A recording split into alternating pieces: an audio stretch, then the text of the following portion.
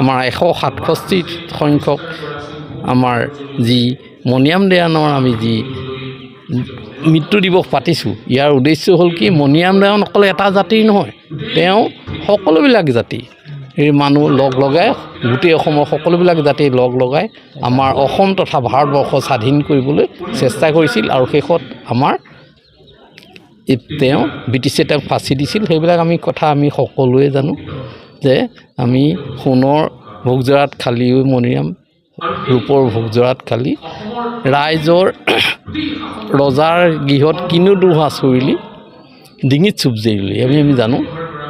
আমি জানো যে টুকুলাই নদীৰ পাৰত হলৰয় চাহাবে তেখেতক তেওঁক বিচাৰ মাত্ৰ কেইদিনমানহে কৰিছিলে, কৰিয়েই তেওঁক ফাঁচি দিছিলে।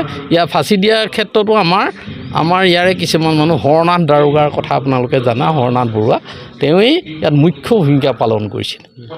তেওঁ যেতিয়া চিঠি গোপনে ইয়ালৈ পঠাই দিছিল, হৰনাথ দাৰোগাই ধৰি আমাৰ মণিৰাম দেৱানক জেললৈ পঠাইছিল, আলিপুৰ জেলত তেওঁক ৰাখিছিল আৰু খুব সোনকালে তেওঁক ফাঁচি দিবৰ কাৰণে তেওঁৱেই জোৰ দিছিলে। আৰু মণিৰাম দেৱান আপোনালোকে জানে যে আমাৰ কি হ'ল, আমাৰ ইয়াৰ প্ৰথম অসমীয়া চাহ খেতিয়ক, আৰু তেওঁ চাহ বাগান দুখন আছিল, এখন চিনামৰাণ আৰু এখন তাৰ ইফালে চফ্ৰাইত আছিলে। তেওঁ চাহৰ গুণগত মান বহুত উন্নত আছিল। সেইকাৰণে কি হ'ল, ব্ৰিটিছে তেওঁক দেখিব নোৱাৰা হ'ল। আৰু তাৰপিছত কি হ'ল, তেওঁ চাহ বাগানত কি কৰিলে যে খাজনা লগাই তেওঁ চাহ বাগান বন্ধ কৰাৰ বুদ্ধি কৰিলে। তেতিয়াহে আমাৰ মণিৰাম দেৱানৰ গাত সম্বিত ঘূৰি আহিল যে আমি আমাৰ স্বাধীনতা ল'বই লাগিব। সেইকাৰণে সকলোকে 7 ৰাজ মাৰি 1 ৰাজ কৰিবলৈ বিচাৰিছিল, কিন্তু দুৰ্ভাগ্য তেওঁ নোৱাৰিলে। কিন্তু তেওঁ যি আদৰ্শ আমাৰ কাৰণে ৰাখি থৈ গ'ল, সেই আদৰ্শ আমাৰ সকলোৰে তেজে তেজে এতিয়া ব্যাপ্ত হৈ পৰিছে।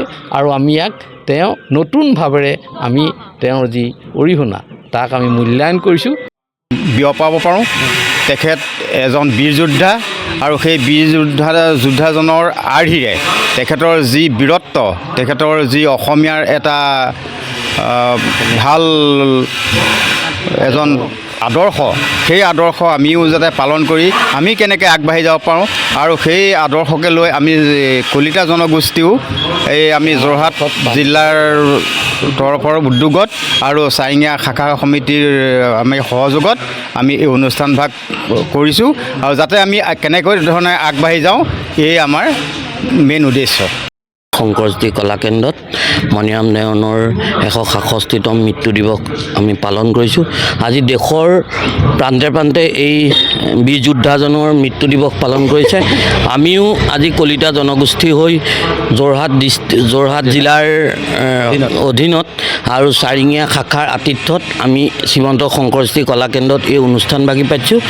আমি এই অনুষ্ঠানভাগিত আজি আমি সফল হৈছোঁ বুলি ভাবিছোঁ, কাৰণ আমি আজি জনসমাগম আমাৰ ইয়াত বহুত আমি দেখা পাইছোঁ।